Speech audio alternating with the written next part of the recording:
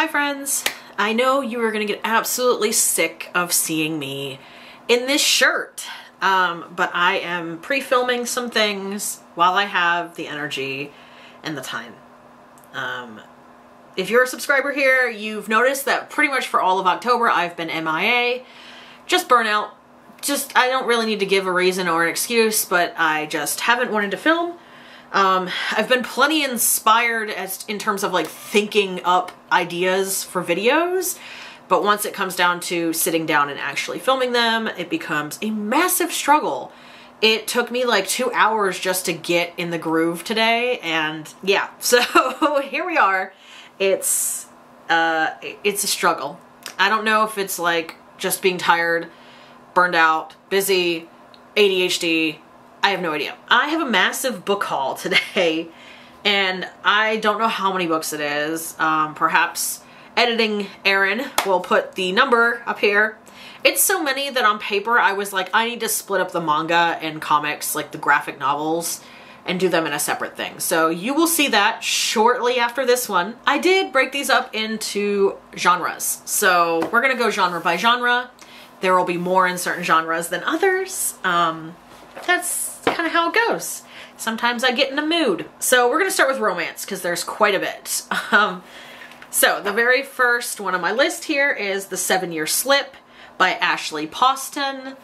This is a contemporary romance. I also bought Forget Me Not by Julie Soto and Wild Things by Laura Kay. Then I also used some Olivia Dade books because I've been wanting to read them, and they had 3, and I was like, I'm getting all of you.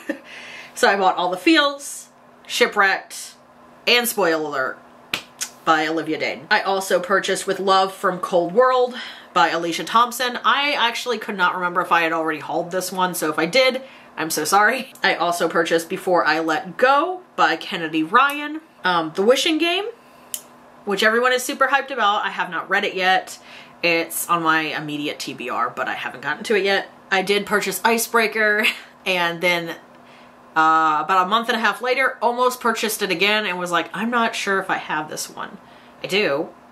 I'm so glad I didn't buy it a second time. I also got My Roommate is a Vampire. I am really excited to read this one. Some of these I have read. I just bought them like for my personal collection or, you know, whatever. I did buy Unfortunately Yours. I have already read this one. This is the last book I read. So I read it in October, and I did like it. I am ultimately very glad that I bought it. I was on the fence because the first one was okay. I also bought Something Wilder. This is one of those ones I bought for my permanent collection. Dating You, Hating You by Christina Lauren, The Duke Goes Down, A Daring Pursuit, and A Wicked Game. I also bought To Catch an Earl, and this was from my vacation, but Rebel by Beverly Jenkins. I also bought the Ice Planet Barbarian books, the new cover reprints, 1 through 6. So I got 1 used, and then 2 through 6 I bought, but on gift card because I had a lot to work through. So I was really excited to have those. They are on KU if you want to read them and you don't want to spend money.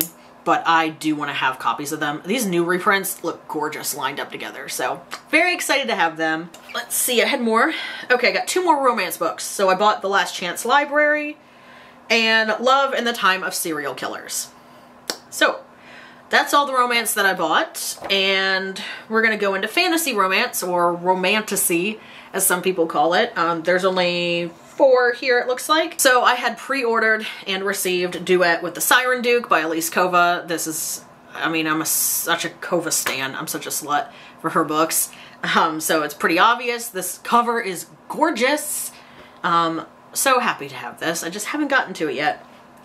I did purchase Neon Gods by Kitty Robert. I already read it. I've read the first 2 books. So Neon Gods, Electric Idol. But I didn't own...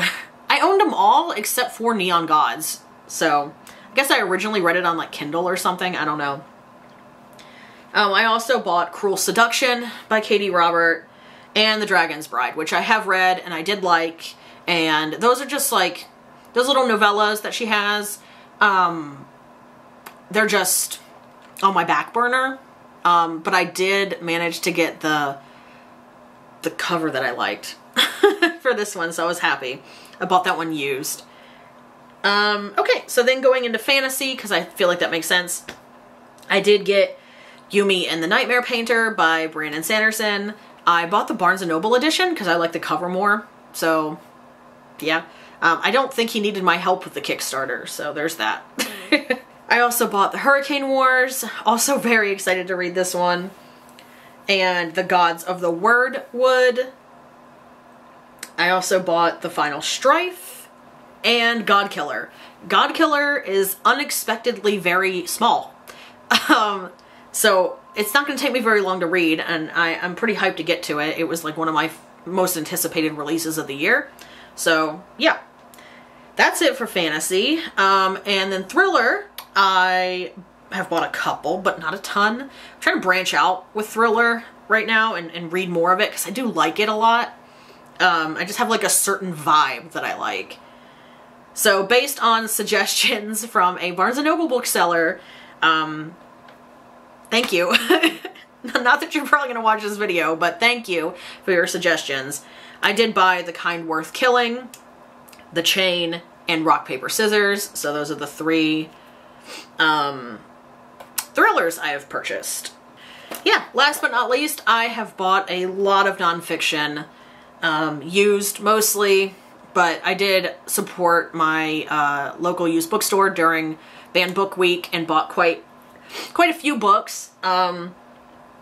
So one that it's very small, very short, and I want to read it very soon. I need maybe over winter break when I get a break from classes. So that is How to Protect Bookstores and Why. And then I bought another book about complex PTSD because I've heard great things about this one. It's very dense, and I am annotating and like note-taking when I go through it, so that is by Pete Walker, for anyone interested. I also purchased Reason for Hope. This is a Jane Goodall book. I love Jane Goodall, so I am excited to read this one.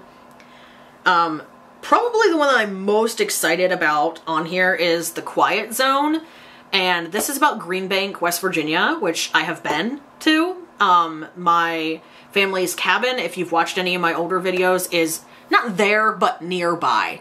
And I went many, many, many moons ago when I was a kid, and it's pretty cool what they're doing there. So yeah, it's a, hi puppy. A technology / cell phone free zone, and they have huge fucking satellites that they're trying to listen basically for aliens. Yeah, pretty cool. I was really excited to find this one at the used bookstore because I didn't know this book existed. And I'm excited to read a little bit more about it. So I also bought Killers of the Flower Moon. It is a movie now. Don't know if I'll see the movie yet because I would like to read the book. And if I see the movie, I probably won't read the book, so we'll see. I also purchased Under the Banner of Heaven. I've heard really great things about that one. I have been checking it out on audio from the library and then just not getting to it. So I was like, you know what? I'm just going to purchase a really cheap used copy of it and get to it when I have time. Two bookish related books that I bought also were Desegregating Comics. I am so excited to read this one, but we'll see how soon I get to it. I am very excited. I need to read it. I'm trying to get to the ones that I'm real excited for, like, soon, because that's what I'm excited to read, right? And then I also bought the ALA's book of banned books for kids, because on top of being a great resource for me, it's interesting. So those are all the books that I've bought recently. It's a lot. I know it was kind of rapid fire. I'm sorry for that. Hopefully you took something away from this video. If anything, it's that I spend too much goddamn money on books. But thank you for watching, and I will see y'all in the next one. Have a good day.